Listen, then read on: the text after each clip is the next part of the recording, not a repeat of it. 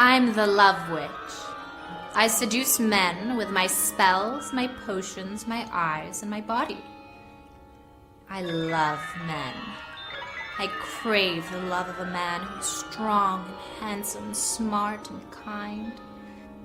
But there's one thing that I don't like about men, and about people in general. It's when people talk and text during a movie. Did you know that when you talk and text during a movie, you're interfering with the movie's energy? It's not attractive.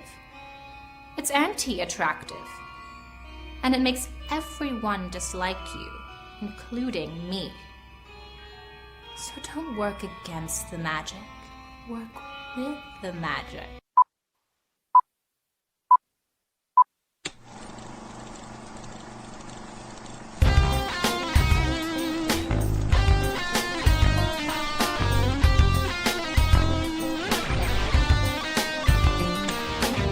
That is Elaine. This is Chris Scalzo, and this week on The First Run, as always, I am joined by Matt Howell. On this episode of The First Run, Matt and I are going to discuss The Conjuring. Maybe not quite part 3. Annabelle Comes Home. We're also going to finally, Matt, we've caught up with The Love Witch, a film that I have been dying to see since it came out in 2016. So I'm very happy that we got a chance to check that out. And then finally, it's going to be the return of everybody's Pick'em segment. Call it. We're going to give each other some really tough choices, and somebody's going to cry at some point, maybe both of us. But let's start everything off with a clip from Annabelle Comes Home. Everything you see in here is either haunted, cursed, or has been used in some kind of ritualistic practice. Nothing's a toy. It's safer for these things to be in here than out there. Sometimes it's better to keep the genie in the bottle. Don't your parents keep any creepy stuff around? We keep it all locked away in a room so that we're safe. It's not really good for anyone to go in there.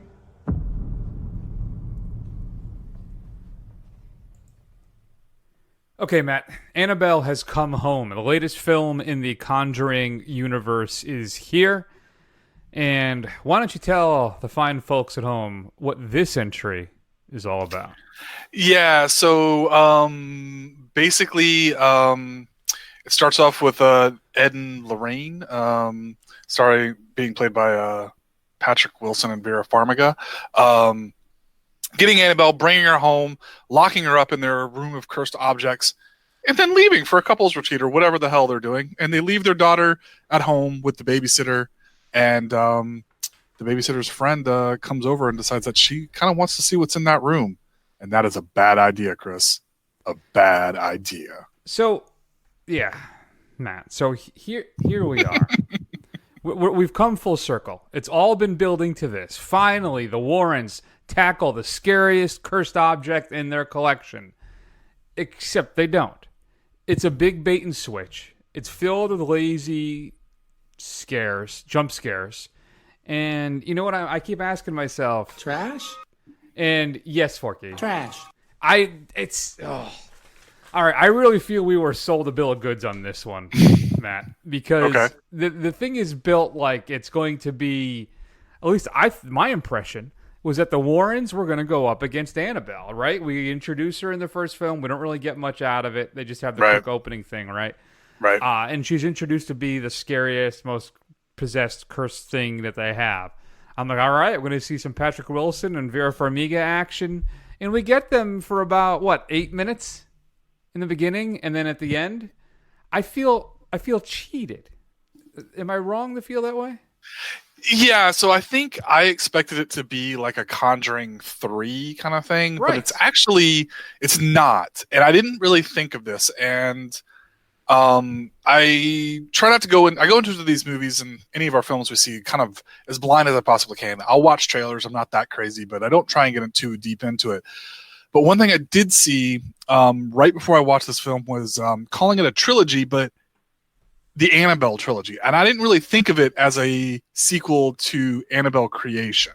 But that's what it is. Yeah, that's what it is, right. So really you got to think of this as separate. It's in the Conjuring universe, but it's not a Conjuring 3. It's really the third film in the Annabelle, franchise, if you will. And I never saw the first one. I did pleasantly surprised by the second one. Yeah. This one was just kind of meh. I mean, it had some parts that were that I guess had some tension, but once all hell starts breaking loose, quite literally, I think they kind of threw too much at the wall just to see what would stick, and it just becomes kind of a mess. Yeah, so there is, I guess, a Conjuring 3 coming out next year. So, Okay. But I felt like this is how the ad campaign was. And I guess good for them to get people out to see it. But I still feel kind of like, what the hell, man? Especially after, like you said, the surprising success and how good the second film is. I feel like we're back to where we started with just a weak Annabelle film. And again, one of the creepiest, artifacts, if you will, in the series. And again, it's just not, it's not terribly good. I mean, they do an adequate job of setting the mood, but I feel like it does a better job of nailing the time period than it does actually providing scares. So Right. I guess kudos for the set design. And there's even like a nod to Argento, with that color wheel, with the light, coming down the hallway. But the whole thing felt to me like an outtakes movie. It's like, here are some of the ghosts and stuff we maybe previously alluded to, a classic album of all outtakes from prior albums that never made it. This more just feels kind of, I don't know, like almost like a big budget episode of Friday the 13th, the series. Yeah, that's a good analogy. I mean, I think you're right. I mean, it's like they don't really get into. I'm not saying I need a lot of depth and explanation, but it's like, oh, here's this thing, and then here's this thing, and like it has some pretty effective visuals. I mean, some of the stuff is pretty creepy, like the shadow and the color wheel. Like every time the color wheel spins, like it shows something different. I thought that was pretty clever in a vacuum. I mean, I thought it was a pretty scary visual, but yeah, there's really no backstory. I mean, it's just kind of it is what it is. I felt some of the creature designs, whatever you want to call them, the ghosts, I don't know. I think some of them were interesting, but it just overall, it didn't work particularly well for me. And there's even an attempt at some point to kind of inject some emotion and kind of come across this feeling of loss from one of the characters. But any real attempt at all that stuff for me is just undermined by the line them up, knock them down, scare tactics. We're going to, all right, now we got to get them to this room because something's going to happen. We got to move him over here because then something's going to happen here. And then there's another guy being chased by a werewolf thing. And it just felt very disjointed and very just, here, look, here's something scary. And let's move on to the next thing. Yeah, it's very true. That's all I have to say really about this thing. I'm going to give Annabelle Comes Home a C. Yeah. Maybe an A for set design. Because it really felt authentic, at least in that regard. But outside of that, it's a step down from creation, and again, I still feel kind of like I was misled a bit that this was kind of be like a Conjuring film, which it clearly is not. You got a little bait and switch. Yeah, I fell for it, whatever it was. You clever ad campaigns, gentlemen. Yeah, I think I'm going to be a little kinder to it. I'm going to give it a C+, just because I think some of the quieter moments and some of the tension building before they kind of really go for broke and kind of lose all tension in the film. I think some of it is pretty effective. Some of it is pretty spooky. Fine. So C+. Is slightly above average, right? Is that what that is? Yeah, I think that's fair. Yeah, no, Trash. I don't know what to tell you. It's not trash. It's not trash. It's it not can't trash. be trash if it's average. I'm just obsessed with my new drop, that's all. If you've had a chance to see Annabelle Comes Home, shoot us an email at feedback@thefirstrun.com. It is currently playing in the theaters, though if you haven't seen it yet, I doubt you're going to go now, because there's a couple huge releases that just landed. Matt, coming up in Blu-ray and DVD this upcoming Tuesday, well, there's one film coming out that I am really, really excited to see. Dada? She's mine. Dada. I'm hers.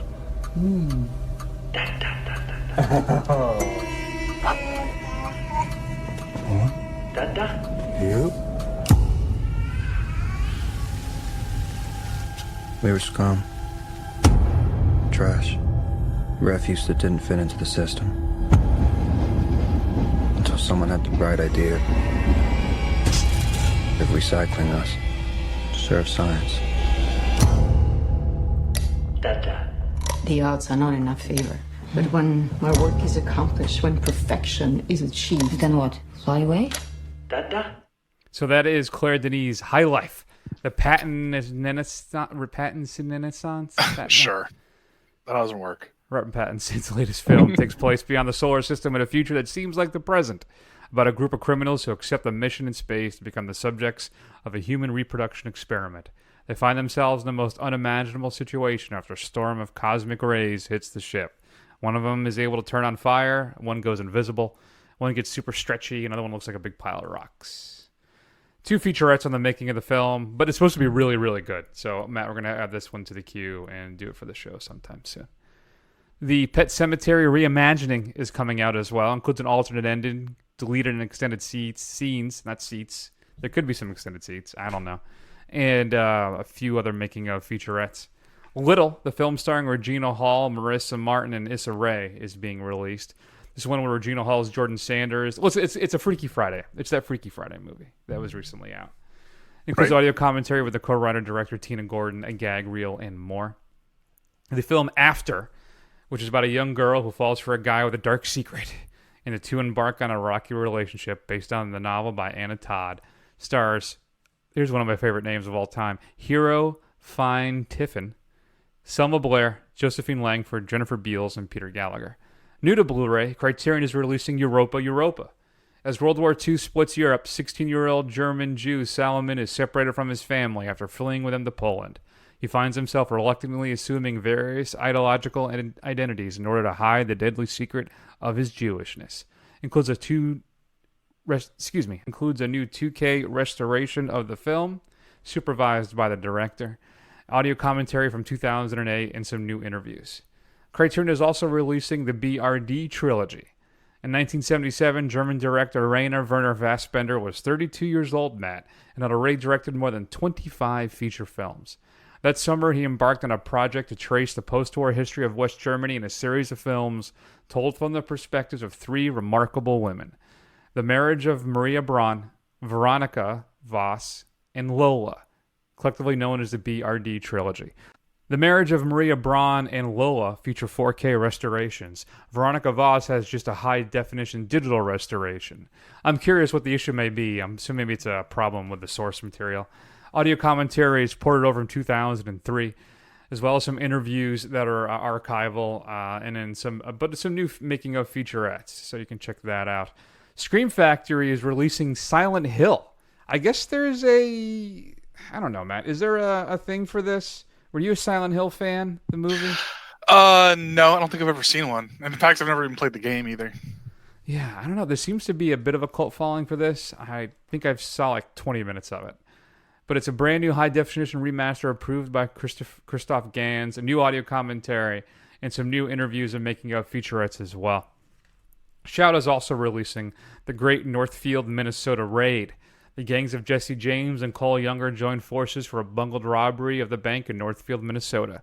Features a new audio commentary by film historian Jim Hemphill. Grindhouse is releasing The Tough Ones. A police commissioner obsessively pursues a cruel criminal and his dangerous gang as they wreak havoc throughout the Eternal City. Cinematography by Federico Zani and also stars Arthur Kennedy, Giampaolo Albertini, Ivan Razumov, and Thomas Milian. It's an Italian gangster film. It's a new 4K restoration of the unrated and uncensored director's cut of the film. Audio commentary from Mike Malloy, who directed Eurocrime, a new in-depth interview with the director Umberto Lenzi and some of the actors as well, and a bonus CD featuring a soundtrack of the film. The Annihilators from 1985 is being released. This is one of those Vietnam vets come home and decide to clean up their neighborhood. Mothra is coming out in a steelbook. Clint Eastwood's film Bronco Billy is being released, as is This Island Earth on Blu-ray. If you're not familiar, This Island Earth is the film used in Mystery Science Theater, the movie. One of my favorites. There you are. And then new 4K releases, Ang Lee's Hulk, and then Kevin Costner's Waterworld. Your straight-to-DVD pick of the week, the film who is the name of the main character, and that is Picasso Trigger. When Agent Picasso Trigger is killed by arch criminal Miguel Ortiz, really not as flashy, the agency decides to send a trio of female agents out with the task of bringing Ortiz down. Our agents must use all of their skills, specialized weaponry, and their physical attributes, if you know what I mean, in order to track down Trigger's killer, Picasso Trigger. What should we be streaming this week? So I'm going to recommend the movie that I haven't even seen yet, but we are going to watch very shortly for the show, and I want you guys to be able to follow along. I'm going to recommend Under the Silver Lake, which is available now on Amazon Prime. Here it is.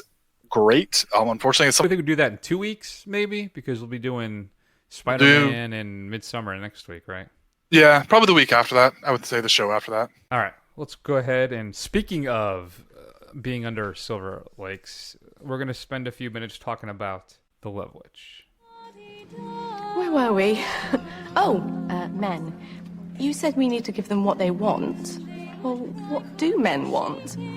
Just a pretty woman to love and to take care of them and to make them feel like a man and to give them total freedom in whatever they want to do or be. But what about what we want?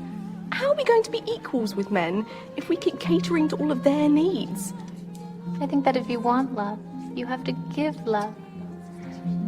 Giving men sex is a way of unlocking their love potential. You sound as if you've been brainwashed by the patriarchy. Your whole self-worth is wrapped up in pleasing a man.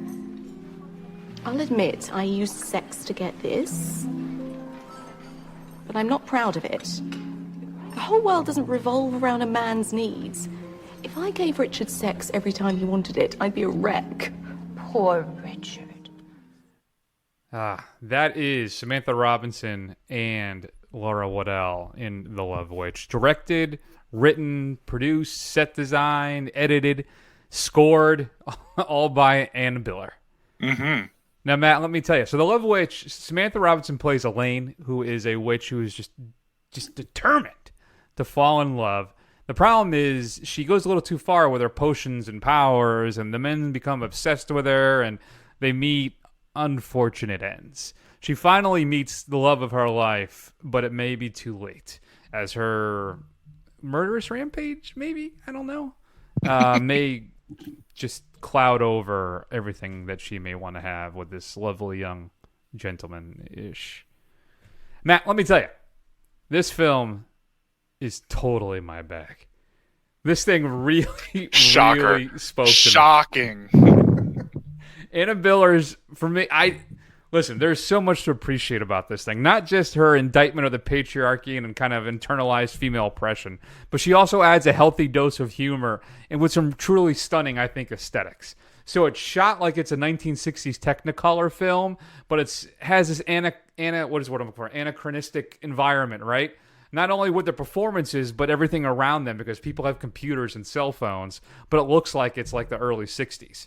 Right. So it's like it's modern day, but on like a razor thin budget, but still manages to be kind of lush and gorgeous. I think Samantha Robinson, who plays our lead here, listen, there's a certain kind of camp aspect that kind of runs through the film in her role, but she's able to kind of deliver this bewitching kind of, pun intended, highly stylized performance, much like the rest of the class. That was kind of reminiscent of those kind of 60s films. So, I don't know, Matt. I absolutely adored this thing. Try and convince me that I'm wrong, if you feel that I am, which I can't see how you could. You never can. You never can. You are the arbiter of all good taste on this show, right, as we've come to find out. So I don't know if I was really looking forward to this. I'd heard nothing but good things about it. And for me, I don't know. It just I didn't love it. I thought the whole, like you were saying, the way it was shot, it's very clever. And it's very well done, and it's very kind of loving homage. And I kind of loved, the little stilting, the side characters and stuff who are basically terrible actors, and like the kind of little touches that make it really look like an old film that you would see like in a grindhouse or at a drive-in or something like that. But as far as the story, I don't know. It just didn't resonate with me. Maybe I'm not woke enough for this thing. Maybe I'm too old for this thing. I don't really know. Because I mean, I guess I don't know. I guess the messages of it, I just wasn't on board with. I guess it was just, I don't know. It just seemed like very conflicting at times. Interesting. I don't know what to tell you. I had a ball watching this thing. And I almost want to watch it again, too. Because I'm sure there's little nuances and little ticks and little things that I did not catch up on. I think it's very smart in how it deals with the role of women in film, especially back then. But even today, you know, and what the what's the word I'm looking for? What the expectations are of women and how we kind of how they're pigeonholed in a lot of stuff in cinema and in life in general. So it's just, I don't know. I really thought this was quite an achievement by Annabelle, because she did so much, right? I mean, she basically ran. I think the only thing she didn't do was shoot it, but that's about it. And she also, Matt, shot it on 35 millimeter. From what I was doing some research, this is one of the last films that was actually shot using an original camera negative on 35 millimeter film. Mm-hmm. So I don't know. I just had a blast with this thing, and I think everybody should. Here's the thing. I'm about to say I think everybody should see it, but I don't know if that's a true statement. I don't think that's true. See, here's the thing. Let me just point out this. Chris likes this very much, and as is very apparent. But I think part of the reason he likes it so much is it ticks a lot of boxes for him. I think he's a student of film, so he kind of likes the touches to a bygone era. I think even just the way he was very excited about the fact that it was shot on 35 millimeter and kind of the history of film that it applies to. Yeah, I have to see. I think you're accurate. I think it's a shame too, because I think it's quite an experience that I'd want everybody to. Oh, I think everybody should watch it. I mean, if you have any kind of inkling interest, watch it. But I mean, I know people that this is not going to be for. No, they'll be like, that is, yeah, no, I can totally see. It's like sorry, go ahead. I'm sorry. I would just think that of the other co-hosts we've had on this show and maybe some of the guests we've had on the show, I don't think any of them would have liked this at all. Well, that's why we need to branch out. I've been slowly starting to I was going to say stalk, but that really wouldn't be appropriate. Yeah, it would not. There are some female and minority and queer content creators that I'm starting to work on, because I would love to have them on the show. Because, listen, I know it's really rare for a bunch of middle-aged white guys to have a podcast. You can't get these kind of thoughts anywhere else. Right. I understand that. Mm-hmm. So I'd like to kind of branch out a little bit with that. So hopefully we can rectify that in the coming month or so. Either way, The Love Witch, Matt, currently available on the Criterion Channel and Amazon Prime. That's accurate. Correct. That's Yes, that's right. I watched it on Criterion. You watched it on Amazon. The Love Witch gets an A from your beloved your co-host, Chris Scalzo. What does Matt give it?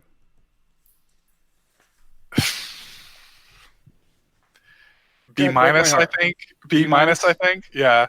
I think I need to watch it again. I think I need to watch it again and maybe take it more in.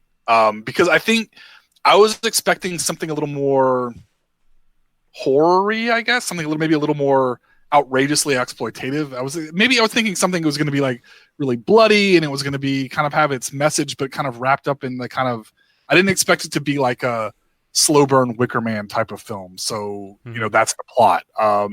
So maybe I just need to go back with reset expectations, and maybe I'll have a better appreciation for it. We'll see. That'd be, I would appreciate that, but we'll see. I'm not going to hold you to it, but yeah, don't hold me. I'm very unreliable. Don't hold it to me, but in my heart right now, that's what I'm feeling I should do. Good for you. Mm-hmm. You've had a chance to see The Love Witch. Again, available on the Criterion Channel and Amazon Prime right now. And of course, you can rent it in all your digital outlets. Please do. And we'd love to hear your thoughts. Shoot us an email at feedback@thefirstrun.com. They have another film by Biller on Criterion, as well as a short film she did and an interview. So I'm going to be checking those out over the next month myself, because I love this thing. All right, Matt. It is time to do a little call it action. We haven't done call it in a long time, and this is one of my favorite segments that we do. Is it? See, here's the thing. Either for me, Call it can be very easy, or it can be very difficult to come up with topics. And I think this is one of the weeks where it was very difficult for me. So Yeah. I apologize in advance. That's funny because I had 5. I felt like I could have kept going. So I'll probably drop a couple of them. And there are, well, anyway, we'll get into that when we come back. Okay. People who really want to have a good time won't come to a slaughterhouse. And we've got entirely too many troublemakers here. Too many 40-year-old adolescents, felons, power drinkers, and trustees of modern chemistry. It's going to change. Man, that sure sounds good. But a lot of the guys who come in here, we can't handle one-on-one. Even two-on-one. Don't worry about it. All you have to do is follow 3 simple rules. 1, never underestimate your opponent. Expect the unexpected.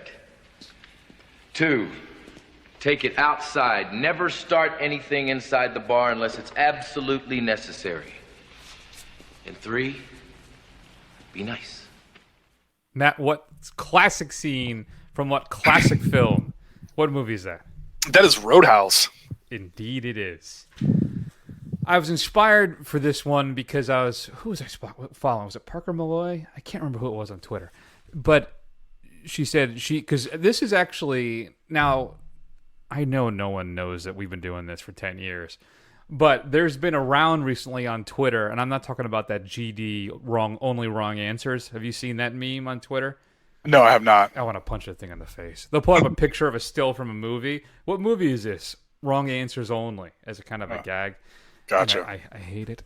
But she listed Roadhouse or Cocktail. Now here's the thing.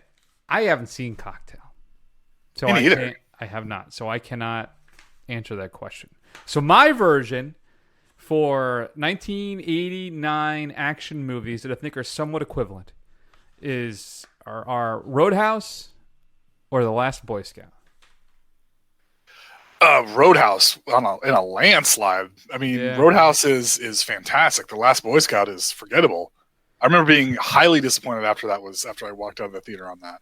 No, at that time I was on a huge Bruce Willis high. Like, he was my favorite actor. I wanted to be Bruce Willis in the late 80s. You know, I'm like, how old am I in 1989? 8. And I'm desperate to be him. I thought he was the coolest guy around. And I really, really liked Last Boy Scout. Now, I haven't watched that thing in probably 20 years. So I'm inclined now. I think you're right. I think it's a layup that it's Roadhouse. What would be an equivalent one for you then? What do you think would be... In 1989? Let's see. Hold what on. about, you've seen Cocktail? What would you do for the Cocktail Roadhouse? I have not. I haven't seen Cocktail. Oh, okay. That's the thing. I haven't seen it. Let's see. Hold on. 89. Well, don't dive into 89 because I have another 89 one. So okay. Just sit on that. Yeah, similar to Roadhouse. Because I thought about when it just kind of like a cheesy, fun, over the top action movie. Which like I think Red Dawn, maybe. I know that's Boy Scout Patrick is. Swayze again, but What was it? Red Dawn, maybe. That's like 83, right? I know 81? it is. That's the thing. I'd have to look at what's 89. I can't really remember. All right, let's move on because this obviously this is a huge swing and miss on my part. What do you got? I just wanted to get a Roadhouse clip in there. Basically, is what this is all about. Yeah. Hey, whenever you can get more Roadhouse in there, I'm all for it. All right, so I was looking around in preparation for this, and I noticed they're coming up with I guess Neil Blomkamp's Alien is dead and buried, but he's going to make a RoboCop movie, but it's not a reboot; it's a straight sequel called RoboCop Returns. Mm-hmm. So your choices are no more sequels, but you could only do remakes or reboots, or the opposite. You can never do a reboot, but everything has to be a continuation if it's a continuation. It has to be a sequel, like a true sequel. Which no one would good, really bad for you. Not good. Believe me, not good. I don't know. That doesn't sound good to me at all. So all I'm allowed are sequels or reboots. I can't do both. Yeah. Man, I don't know. That's interesting. That's very meta. It's not a straight traditional kind of call it thing. I like that. All right, so let's break it down. continuation of Star Wars or reboot of Star Wars, I would go continuation. Mm-hmm. Star Trek, you'd have to go reboot, I think, because the heart of that series is, I think for me, has always been Kirk. The rest of all the sequels and other stuff is just, it's okay, but nothing captures the imagination like Kirk, Spock, and McCoy. So now I'm 1-1, so I'm tied. Sequel to The Thing or a reboot? Because I have the post. We got a both. We got a both kind of prequel and a reboot at the same time. Yeah, I don't know. Batman movies, James Bond movies. Man, can you imagine if each one was just a straight direct sequel?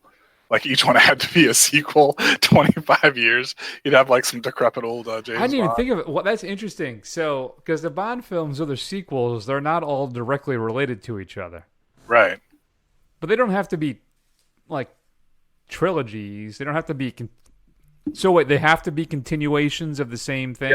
Yes. It has to be like a comic book where you have like really weird long continuities. Like you can never like reboot it. I mean, you can get new actors in to replace Bond the old actors, but 20 films that were basically long continuity. They didn't reboot until Craig.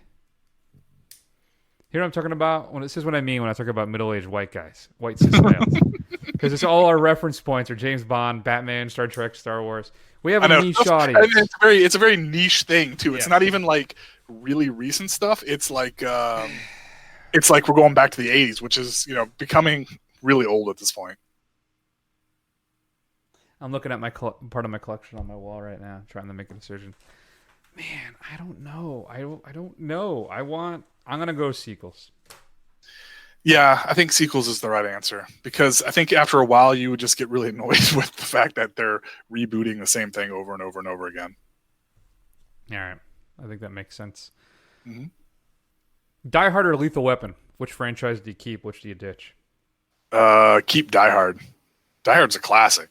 I mean, it has some real classic films in there. Lethal Weapon, I don't think has aged quite as well, and it doesn't have the same stature. Not even close. Yeah, I guess I'm going to go Die Hard as well, but I think the Lethal Weapon series, all 4 of them are at least good. Yeah.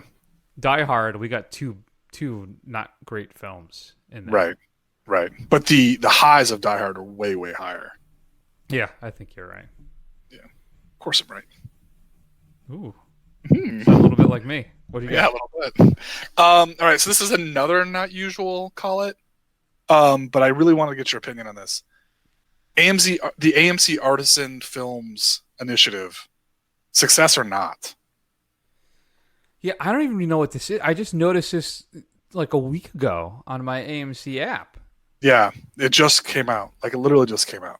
So, can you break it down for the folks at home? Yeah. So, shockingly, AMC is trying to get like mid-tier original content or even like independent content out in front of more people for longer and make it available to more people. So they've come up with this program where they're going to bring in movies as early as they possibly can and make the limited release as wide as they can and then keep them in theaters as long as they can in order to try and get it in front of as many people as possible for the longest period of time. I think it's too early to say if it's a success or not. I think it's the right thing. Will it be? I think so because I think I start to wonder about theater chains and if it's going to go the way of the bookstores. So we started off with smaller theaters, right? And then the big chains started popping up and pushed all of the chains out. So you got your mom and pop bookstores, and then Barnes & Noble comes along and puts them all out of business. Now Amazon is coming along and it's going to put Barnes & Noble out of business, right? And I'm wondering if it's a similar thing where streaming is going to put the theaters slowly out of business. They're going to have to go to more larger entertainment options, maybe live sports, television premieres, events. You'd be able to watch the season finale of Walking Dead at your local AMC or something, So, and then also they offer a wider food menu now, dine-in options. So, I think that may be part of it, is they know the people who will continue to go to the theater tend to be artsy snobs like me. And so we will be more more likely to continue to go and seek these films out because we're a guaranteed audience. So they want to get those films. Plus, you've got like my AMC is 24 theaters. You can spare one or two of them to run this stuff to kind of maybe build up an audience for something. So I think long term, you got to maximize all of your options, and that it will be successful. Yes. What do you think? I'm not as confident as you are. I'm going to say it's going to be successful because I want it to be. And I think it's the right thing to do. And I commend them for at least trying because we often talk about how AMC is the devil. They're killing off their rivals. They're going to be the last standing one probably. Mm-hmm. But yeah, I mean, I think I really hope it does well. And Cinemark, they're going to try and do an A-list type of thing. So try and compete. So we'll see. Man, part of me wants to say it's because they want to promote independent art films, but I have no faith in large corporations that's what it's whatever will maximize their profits is what they're going to do. It's true. Their survival. Yeah. Matt, to continue with our 1989 theme that isn't really happening, I'm just making it up now. 1989. Batman or Indiana Jones and the Last Crusade? Indiana Jones and the Last Crusade. These are so easy, Chris. I mean, no time. None. Now, not even a second with Michael Keaton being like the Batman of our youth, with a Batman film that made it viable again for superhero films to go out into the theaters. I'm not saying it's not important for doing those kinds of things, and I'm not saying if you'd asked me when I was. How old was I? When I was 10 years old in 1989 and said, which one do you prefer if you could only have one forever? I don't know which one I would pick. That would be a much harder choice for me. But the issue now is if you go back and watch Keaton's Batman, it really shows its age and you can really see the cracks in the armor. Whereas the Last Crusade is still a delight. I mean, it's still so much fun to watch and it holds up way better than the original Batman does. All of those things you're saying are accurate. But you got to remember, one goes away forever. Yeah. And so you get Crystal Skull or you get Christopher Nolan's Batman trilogy.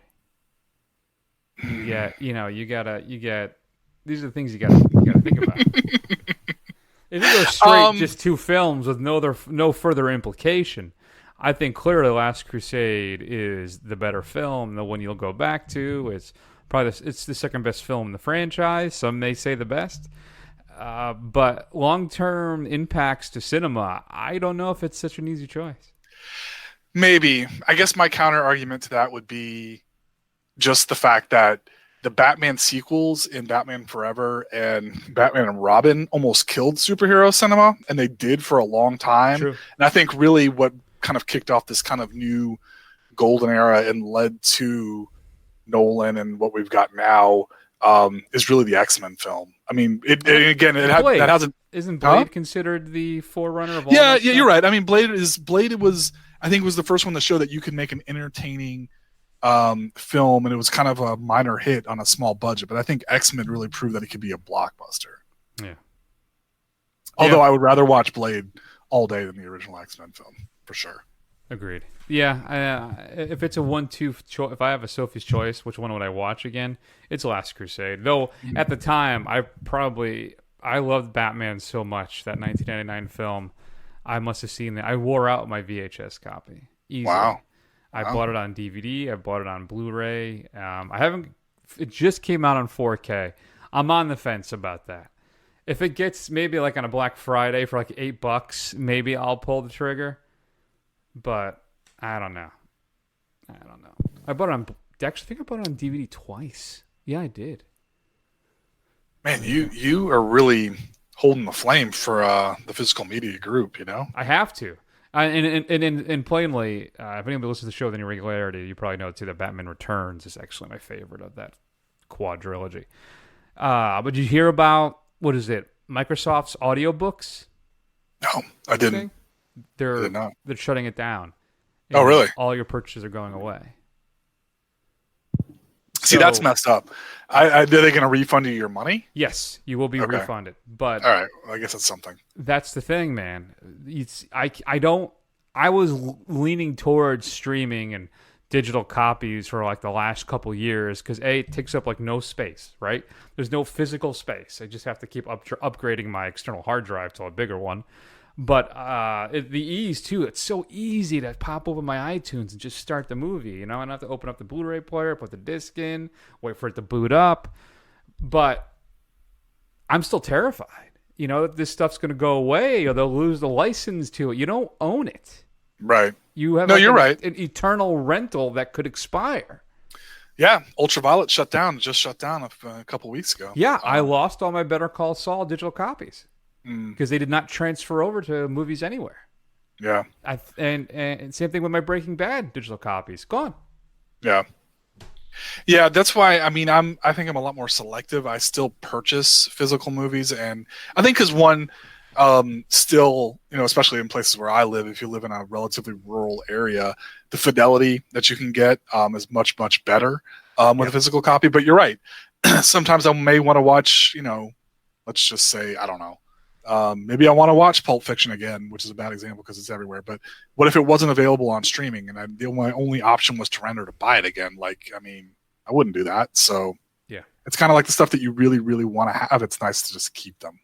Mm-hmm. I just, by the way, if you don't know, Barnes & Noble's Criterion sale is going on right now, 50% off. I picked up, dang it, is it Notorious or Suspicion? I think it's Notorious with Cary Grant and Ingrid Bergman. I have it on DVD, and I upgraded that, and I upgraded Mulholland Drive.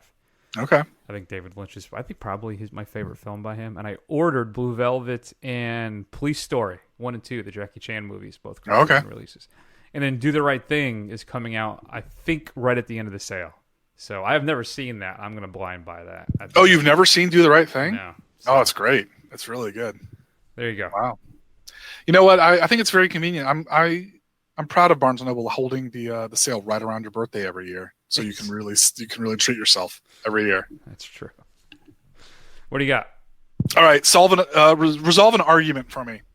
Pick a Top Gun song: Mighty Wings or Playing with the Boys. I don't think I remember Mighty Wings, so I'd have to go with Playing with the Boys. But those are neither of the best songs on that soundtrack. What's Mighty Wing? Is that a Kenny Loggins or no? No, that's a Cheap Trick song. Oh, well, then definitely not. On the outside of the Flame, I don't care if I ever hear another Cheap Trick song in my life. So I got Danger Zone, Mighty Wings. It's written by Harold Faltermeyer. Let me see. Take My Breath Away is an absolute classic, right?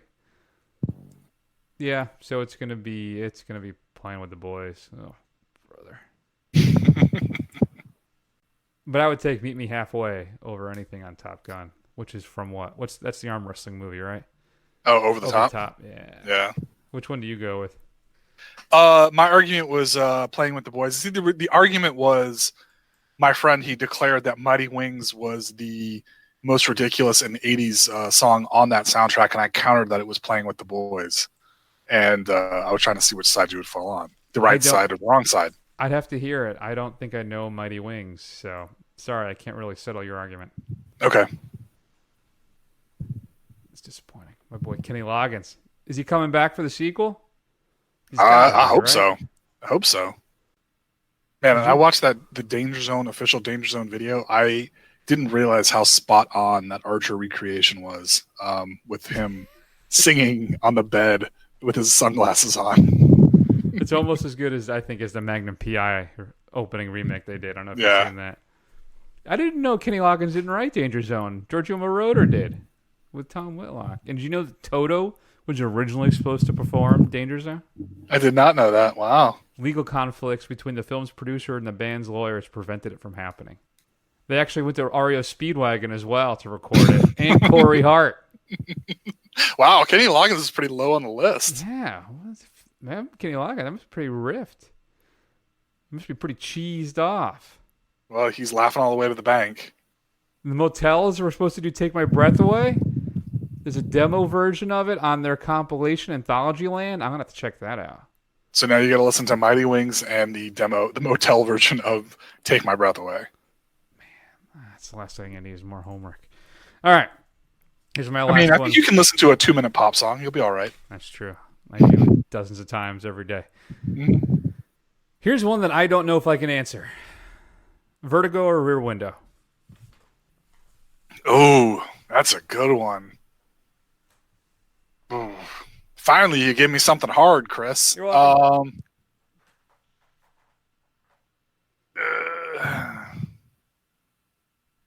I think in my heart of hearts, I'm going to say Rear Window. But it's going to be tough to lose the Vertigo score. But I'm going to go Rear Window.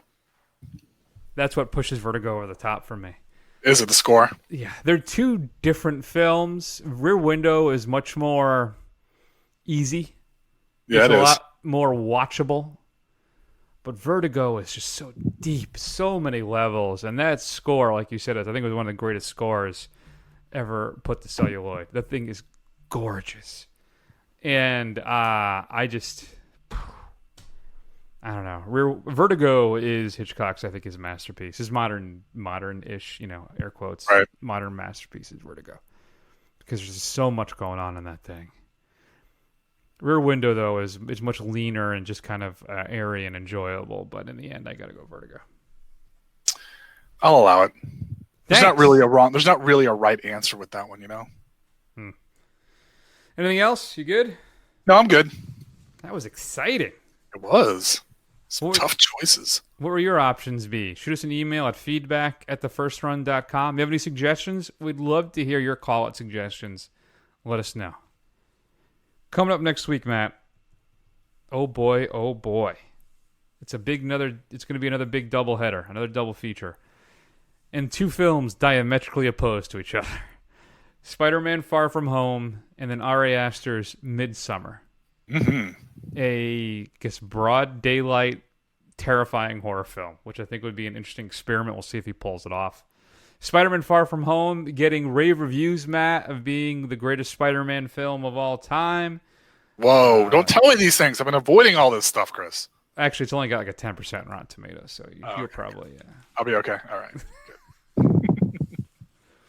So yeah, that's coming up next week. In the meantime, check us out on Facebook, Twitter, Instagram, YouTube. Do a search for The First Run. Scroll. Eventually you will find us. Go over to Apple Podcasts and give us a review. That's how other people will find the show. I will read that review on the air, no matter how bad it is. So I'm assuming it's going to be glowing. Don't be so down on yourself, Chris. You're always so down. People like you. And that's going to be it. So, Matt, why don't we go ahead and take an extended break, and we will see you all soon.